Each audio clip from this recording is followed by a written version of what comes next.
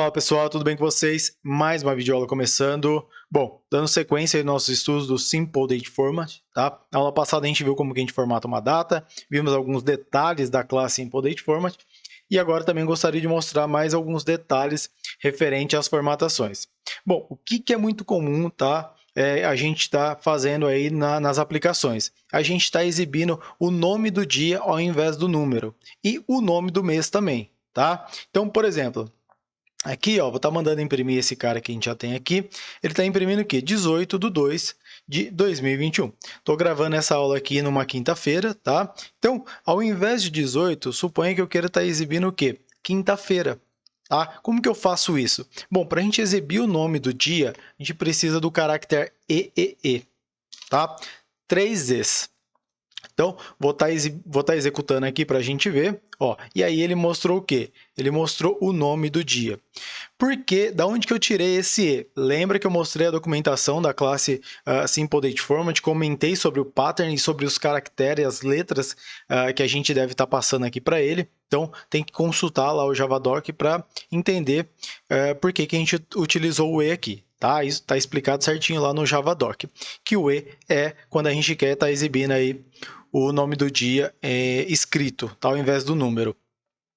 Bom, só que ele mostrou de forma abreviada, tá? Quando eu coloco 3 E's, ele mostra de forma abreviada. Se eu quero exibir de forma completa, são 4 E's. Então, com 4 E's, ele mostra o nome completo aqui para mim, tá? E a mesma ideia aqui para o mês, tá? Então, coloquei mais um M aqui, ó.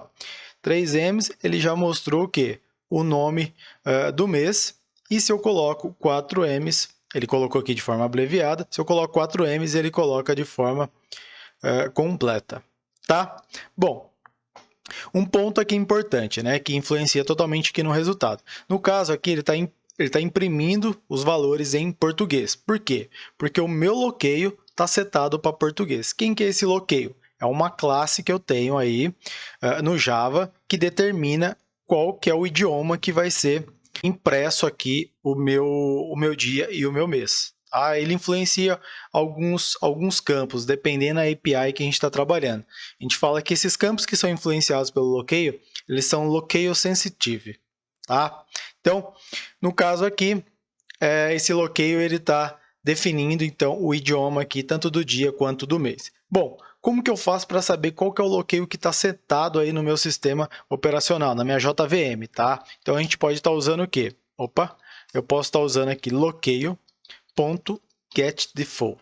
Tá? Dessa forma, eu consigo imprimir qual que é o loqueio que está sendo utilizado. No caso aqui, ele está sendo usado o quê? O loqueio PTBR, por isso que ele está imprimindo aqui quinta-feira, 18 de fevereiro. Se eu mudo esse cara, então eu tenho como, da mesma forma que a gente alterou o time zone, a gente consegue estar alterando o loqueio. A gente faz isso através do método setDefault. Tá? Então eu já tenho uns loqueios pré-prontos aqui, eu vou estar colocando o inglês. E aí vou mandar executar só para a gente verificar aqui que ele já mudou o resultado aqui da nossa formatação. Tá bom? Então, o loqueio é o cara que determina isso. Se a gente não coloca nada, ele pega o loqueio que está setado aí na minha JVM, tá?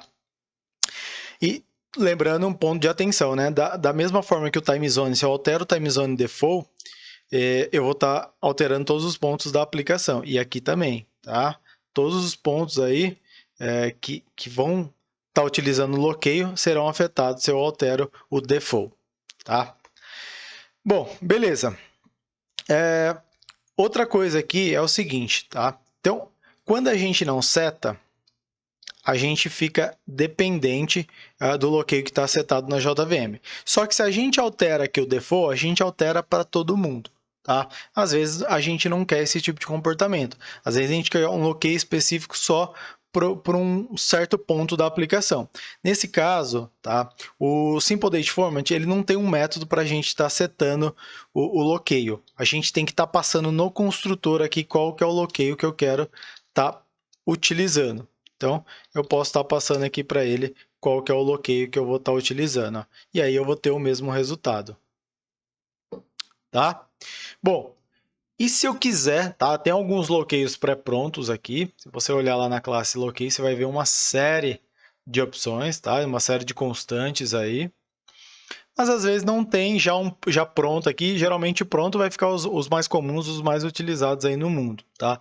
Às vezes, para sua necessidade ainda não existe o loqueio que você precisa. Então, você pode estar criando um loqueio. Então, por exemplo, quero estar criando um loqueio aí para a linguagem português. Como que eu faço? New loqueio.